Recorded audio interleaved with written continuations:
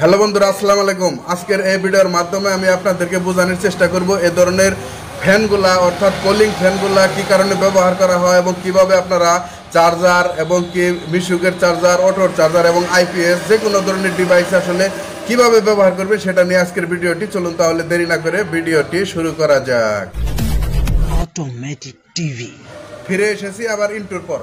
আসলে দেখতে পাচ্ছেন যে আসলে কলিং ফ্যানটা আসলে এ ধরনের কলিং ফ্যানগুলো আমাদের এ ধরনের চার্জার অথবা রিক্সা ভ্যান গাড়ির যে ড্রাই ব্যাটারির যে চার্জারগুলো রয়েছে এই ধরনের চার্জারের জন্য এই ধরনের কলিং ফ্যানগুলো আসলে ব্যবহার করা থাকে। দুই ক্যাটাগরি বা ছোটো বড় আরও অনেক ধরনের কলিং ফ্যানগুলো রয়েছে। এ ধরনের কলিং ফ্যানগুলো আমাদের আসলে ব্যবহার করা লাগে, কারণ এ ধরনের যে ডিভাইসগুলো রয়েছে চার্জার এবং কি এসি বলেন, আইপিএস বিভিন্ন ধরনের এবং কি যে ওয়ার্লিং মেশিনগুলো রয়েছে সেগুলোর ভিতরে কিন্তু এই ধরনের কলিং ফ্যানগুলো লাগানো থাকে।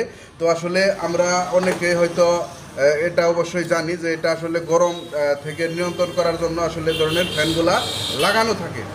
কিন্তু আজকের এই ভিডিওর মাধ্যমে আসলে আপনি কিভাবে আসলে ফ্যানটা আসলে আপনি ব্যবহার করলে, ধরনের কুলিং ফ্যানগুলো ব্যবহার করলে আপনার এই ডিভাইসটা আসলে ঠান্ডা থাকবে, সুন্দর থাকবে এবং ভালো থাকবে।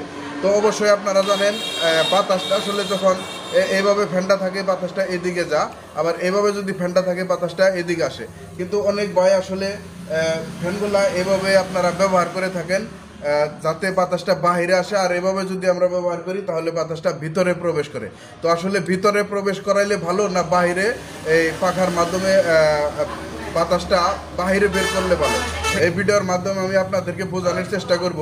আসলে এ ধরনের পাখাগুলা যদি আমরা বাতাসটা আসলে এই ডিভাইস থেকে বাইর করি তাহলে কিন্তু ভিতরে যে গরম হয় সেই গরম হাওয়াটা আসলে বাহিরে বের করে দেয়।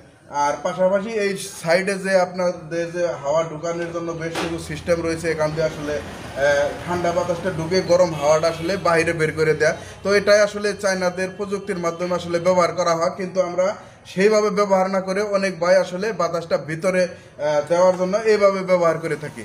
তো যখন আসলে আমরা বাতাসটা ভিতরে দেওয়ার চেষ্টা করব তখন কিন্তু আসলে আমাদের কয়েলটা যখন হিট হবে, গরম হবে, আসলে অনেক হিট হয়, সেই হিটটা আসলে বাতাসটা গিয়ে ভিতরে আসলে কয়েলটা ড্যামেজ করে দিতে এবং কি আরও তাড়াতাড়ি আগুন এবং কি অগ্নিসংযোগ হইতে কিন্তু সহযোগিতা করে এই ফ্যানের মাধ্যমে। তো আমরা আসলে এই ধরনের ফ্যান কিন্তু ব্যবহার করি কয়েলটা যেন ঠান্ডা থাকে সেই জন্য। আর আমাদের এই ধরনের ফ্যানটা ব্যবহার করার কারণে যদি কয়েলটা পুড়ে যায় সেটা আসলে দুঃখজনক। তো অবশ্যই আপনারা বুঝতে পারছেন আজকের এই ভিডিওর মাধ্যমে আমাদের ভ্যান গাড়ি হোক, আপনাদের আইপিএস হোক, এই ধরনের চার্জার হোক, যে কোনো ক্ষেত্রে আমরা বাতাসটা বাইরে বের করার জন্য এইভাবে আমরা ফ্যানটা ব্যবহার করব। অর্থাৎ এইভাবে ব্যবহার করবেন যাতে আসলে আমাদের বাতাসটা বাইরে বের করে এই ডিভাইসের ভিতর থেকে। আর যদি আপনারা এইভাবে ব্যবহার করেন তাহলে বাতাসটা ভিতরে ঢুকবে, আর ভিতরে ঢুকলে কিন্তু বিভিন্ন ধরনের সমস্যা হতে পারে।